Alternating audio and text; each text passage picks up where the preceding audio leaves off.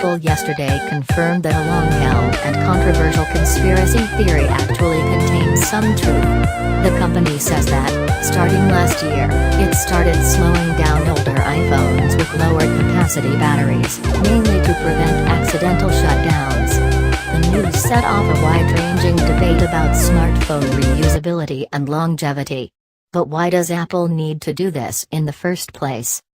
First off, think of a battery like a system of pipes with water, says Mark Doaif, a battery expert at Lawrence Berkeley National Laboratory. Over time, natural side reactions between battery chemicals cause these pipes to clog up, so the water can't flow as quickly and gets stuck. This causes batteries to deliver less power, and a single charge doesn't last as long. Cold weather is harmful too because it slows everything down. Battery charging is dependent on lithium ions being able to move back and forth between the two sides of the battery.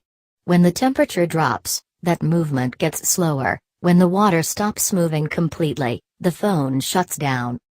Unexpected shutdown is especially common during what Apple calls peak current demands.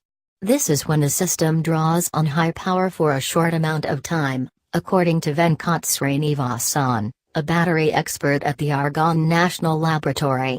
Say you went to the App Store and hit Update All on the apps, then you clicked on a few unopened apps and opened them, then the system is pulling a lot of juice to do all this, Srinivasan wrote in an email to The Verge.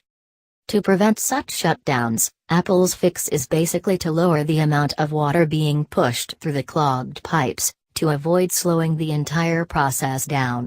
All lithium-ion batteries contain a battery management system that tracks battery capacity, according to Srinivasan. This is how Apple knows what's going on. You're slowing things down enough so that you can get through, but you're not draining as much current from the battery, says Doaif. Using an external battery would add capacity to the battery, she adds, but it's unclear whether this would cause the phone itself to run more quickly. It's possible that this could have been avoided, according to Gerbrand Cedar, a professor of materials science at UC Berkeley. The amount that batteries degrade over time and in cold weather is quite predictable and can be tested ahead early, he wrote in an email to The Verge. Battery designers make a trade-off between energy density and lifetime. The more energy you store, the more quickly it degrades. Being able to store a lot of energy at first is highly desirable from a commercial perspective, as this is when critics review the phones, and when users calibrate their experience, writes Cedar.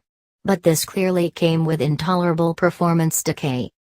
Batteries are gaining a little bit of capacity every year, says Doaif. So newer phones probably have more efficient and better designed batteries, and of course, the batteries in newer phones are newer to begin with. It's difficult, though, because we're really pushing the demand for the battery to the maximum, says Doaif. One solution could be over-engineered batteries, or batteries that have more capacity than necessary. The downside is that you're carrying around a bigger phone, which few people want. We want more and more, and companies are trying to thread a pretty fine needle, adds Doaif. Having said that, Apple could make it easier to swap out the battery.